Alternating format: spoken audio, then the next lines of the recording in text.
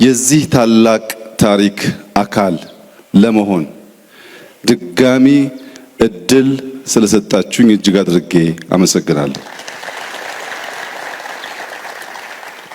የመጀመሪያው እድል ክብርት ናት፣ ሁለተኛው እድል ነው ማለት ነው።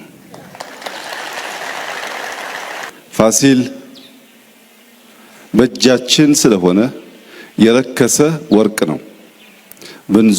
ብንዞር በቀላሉ የማናገኘው እኛ በእጃችን ያለ የማርከስ ክፉ አባዜ ስላለብን የረከሰ ታላቅ ወርቅ ነው።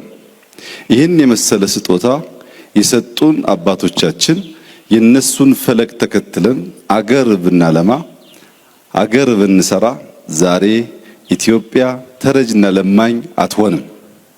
ትልቁ ችግራችን እናንስና ትልቁን ጎትተን በማሳነስ መተካከል እንፈልጋለን። ከነዚህ ታላላቅ መሪዎች በኋላ ኢትዮጵያ ውስጥ ያጋጠመው ችግር ያነሱ ትላልቁን ደግሞ ጎትተው የሚያሳንሱ ተበራክተው ነው። ታላቆችን ማክበር፣ የታላቆችን ስራ ማድነቅ፣ የታላቆችን ስራ መመርመር ሲጀመር በዚያ ስራ ላይ አንድ ጡብ ባስቀምጥ መባሉ አይቀርም። ታላላቆችን ማሳነስ ሲጀመር ግን ማናድግ ያደገውን የምናሳንስ ተያይዘን የምናጠር ነው የሚያደርገን። ትናንትናችን ማስታወሻችን መታወሻችን ነው።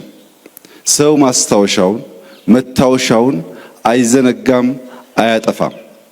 ሁላችን እድሜያችን ከፍ እያለ በሄደ ቁጥር መለስ ብለን እድገታችን፣ አስተዳደጋችንን፣ ጎረቤቶቻችንን በማስታወሻ በፎቶ እናስታውሳለን። ኋላውን ማስታወስ የሁሉ ሰው ተፈጥሯዊ ልማድ ነው። ኋላውን ማስታወስ የቻለ ሰው ማህበረሰብ ዛሬን ለመነሻነት ለመስሪያነት ይገለገላል።